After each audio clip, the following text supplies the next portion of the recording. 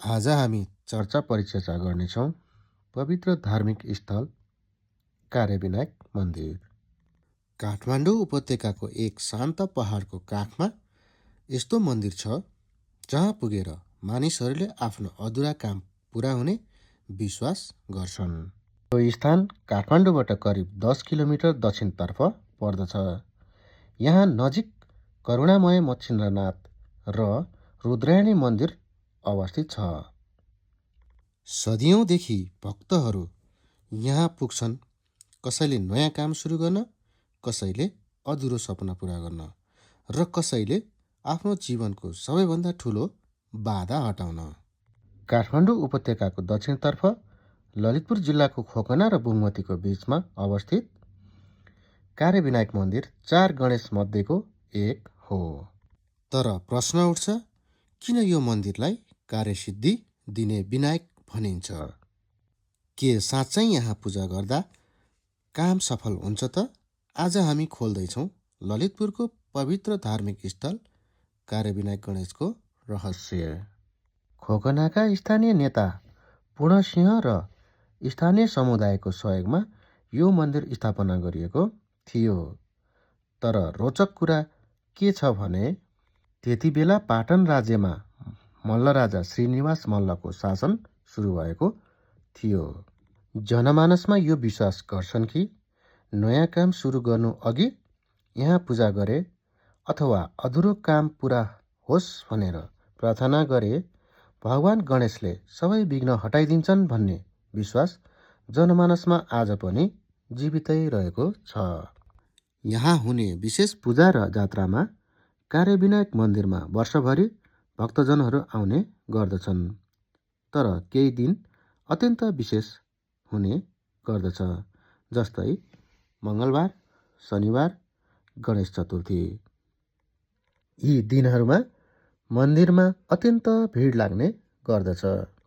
करिब 350 वर्ष पुरानो इतिहास कार्यविनायक मन्दिरको औपचारिक स्थापना नेपाल सम्वत 781 सन् 1661 भएको मानिन्छ।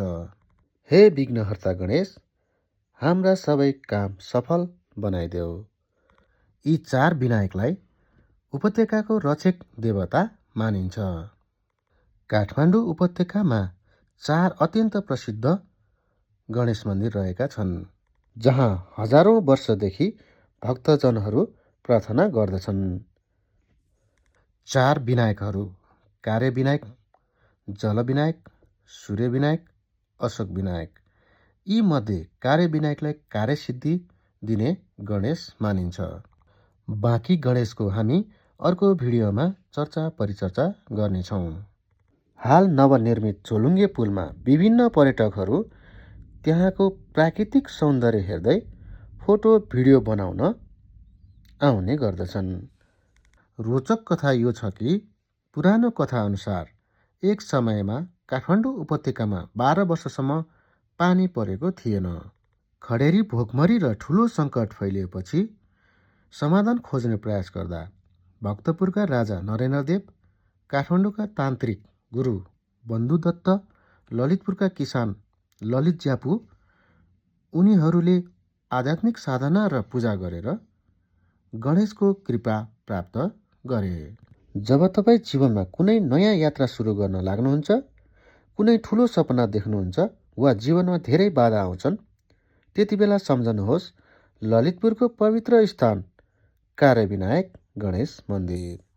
जस्तै नयाँ व्यापार सुरु गर्दा, विदेश जाने बेला, घर बनाउन सुरु गर्दा, नयाँ योजना सुरु गर्दा धेरै मानिसहरू पहिला कार्यविनायकको दर्शन गरी कार्य शुभारम्भ गर्ने गर्दछन्। आजकल यहाँ पिकनिक र घुम्न आउने मानिसहरूको सङ्ख्या पनि अत्यधिक भिडलाग्दो अवस्था रहेको छ। चारैतिर जङ्गल, पहाड, नदी र ऐतिहासिक नेवारी बस्ती। यसैले यो ठाउँ धार्मिक स्थल मात्र होइन, प्राकृतिक सौन्दर्यको केन्द्र पनि हो। यानि कि कार्यविनायक, काम सफल बनाउने गणेश भनेर नेपाली समाजमा आज पनि पूजा आराधना गरी आशीर्वाद लिने चलन रहेको छ। मन्दिरभन्दा पहिला यहाँ स्वाभाविक रूपमा बनेको गणेशको ढुङ्गा भेटिएको थियो। त्यही प्राकृतिक ढुङ्गालाई गणेशको स्वरूप मानेर पूजा सुरु गरिएको थियो। त्यसपछि वर्षा भयो र उपत्यकाको सङ्कट अन्त्य भयो। त्यही घटनापछि यो स्थानलाई कार्यसिद्धि दिने गणेशको स्थान मान्न थालियो। त्यस्तै घोडेजात्राको समयमा कार्यविनायकको विशेष जात्रा पनि निकालिन्छ। खोकना बस्ती वरिपरि बाजा, भजन र परम्परागत नेवारी संस्कृतिसँगै देवताको रथयात्रा गराइन्छ। यहाँ वरिपरि अरू पवित्र स्थानहरूमध्ये करुणामय तीर्थ यानि कि मच्छिन्द्रनाथ र रुद्रायणी मन्दिर सँगै रहेका छन्।